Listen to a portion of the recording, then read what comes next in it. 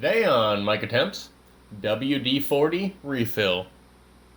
I bought a gallon of WD-40 to save some money. The plan was to refill my 20-ounce spray bottle, but the cap won't unscrew.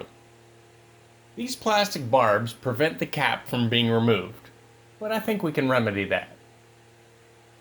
I'm going to attempt to remove the barbs by cutting off the bottom edge of the cap with a razor knife. Take your time.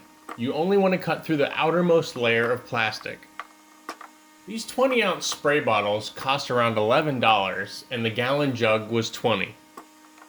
That will get me almost 6.5 refills for a total savings of over $50 versus just buying new spray bottles.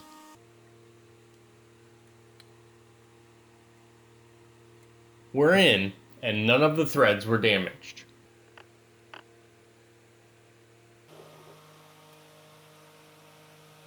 Use a funnel to refill the bottle.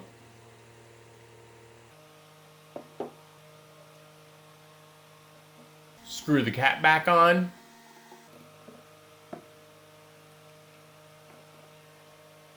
And you're done. Feel free to rate this video, add your comments and questions below, and subscribe for more.